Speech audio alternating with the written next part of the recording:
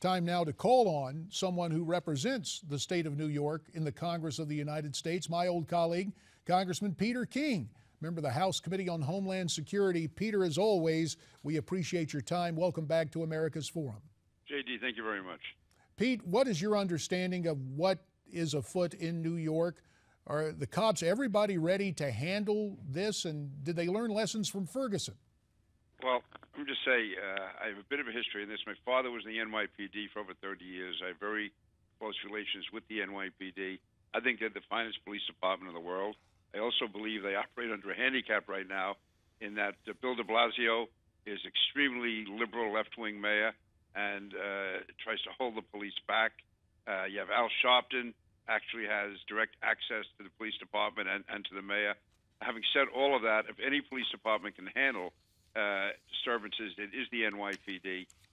But again, talking to a lot of cops on the street, their concern is not with Commissioner Bratton or with the department itself, but they're afraid if there is an incident that occurs, which gets highlighted in the media, is the mayor going to stand with them? Is the mayor going to defend the cops?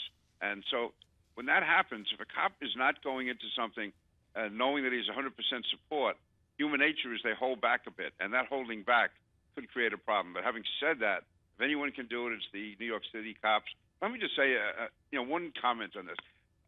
What really has disturbed me, certainly for the last 4 months, I said nothing on Ferguson until the grand jury report came down, because I didn't know what happened in Ferguson. The fact is, nobody knew what happened in Ferguson except the grand juries. But yet the national media and the Al Sharptons of the world were talking for 4 months about hands up, about I surrender, about being shot in the back, about being shot while he's lying on the ground. The fact is, none of that was true.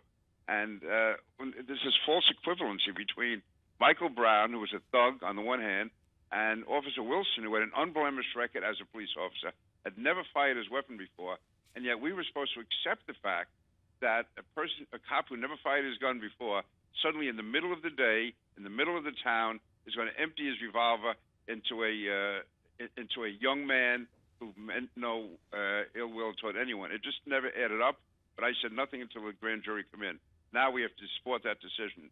And also what bothers me is this false equivalency when the mayor says we have to improve relations with the community and the police.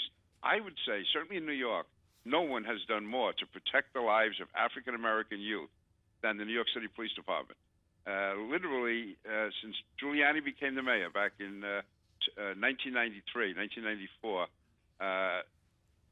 if the murder rate had continued the way it was, you would have thousands and thousands of more African-American youths would be dead.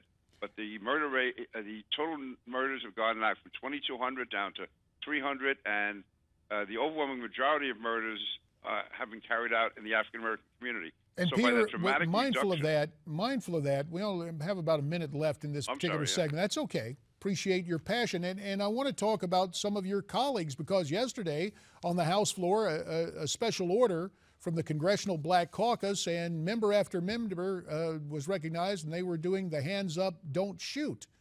Your reaction to that? Totally inexcusable. It's just wrong. We're leaders in the Congress, and whether people like us or not, the fact is we're elected to do a job. And we can have honest differences about policy.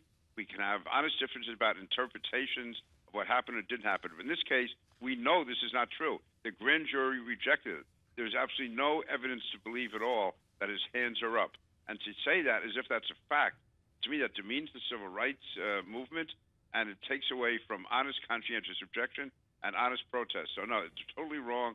And that is the type of action that encourages violence. You can almost see why people would be driven to violence. For 4 months, their leaders are telling them that African Americans are being shot dead in the streets for no reason. They get shot dead when they surrender. It's just not true, but it builds up an attitude that can lead to the type of situation we saw in Ferguson. Peter King, we appreciate your time. I ask you to stay with us. There are some other important matters before the House right now that we need your input on. You stay with us too now on America's Forum. Let's continue the conversation on that subject with my old colleague, Congressman Peter King of New York, who's graciously staying with us by telephone.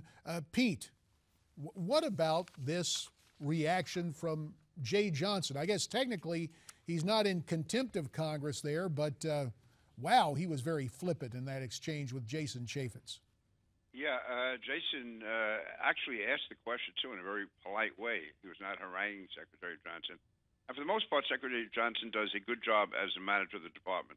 But on this one, he really, to me, to know of 4 Middle Eastern terrorists that have crossed the border, to say that they're going to be deported, 2 of them are still in custody and not been deported, and the other 2 released and have disappeared, and we don't know their status. That's an important matter. Remember, these are 4 that we captured. Now, we don't know about others we haven't captured. But if those that are captured, if 2 of them are able to get out of court, have a court release them, and then be able to make it across the border to Canada without us monitoring them, it's a real indictment. And then also, what are we doing to get them back? Canada is an ally. We should be pressuring the Canadian, not even pressuring, just requesting and working with the Canadian government, to get them back. So there's a lot of unexplained questions there, unexplained facts that Jay Johnson should come forward with.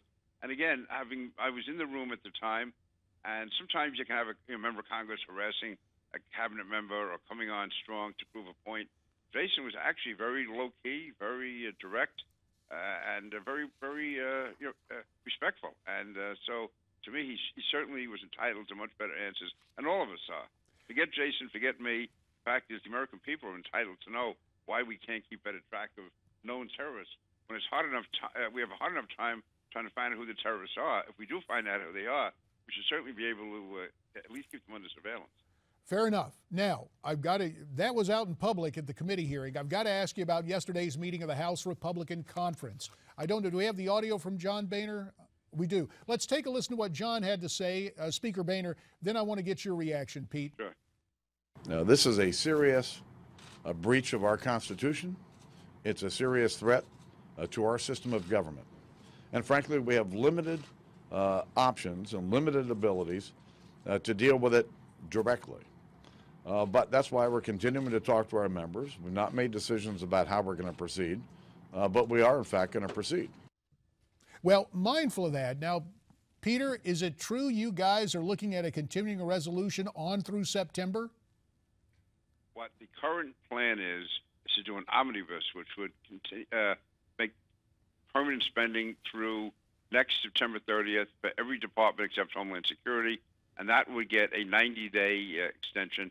And then during the first 3 months of next year, we would attempt to address the issue of the executive order. But that 90-day extension for Homeland Security, that essentially lets funds go to be used by Jay Johnson and others for border insecurity, does it not? It allows the amnesty program to move forward for those 3 months. During that 3 months, yeah. And again, I think as John Boehner was trying to say, though, at this stage, before we have taken over full control of the House and Senate, should we be acting now in a way that probably won't get the results we want, or should we have much more power and effectiveness in January when we do move? And that's where I think where we definitely get the upper hand as far as blocking presidential appointments, blocking needed spending or expending that the president feels is needed.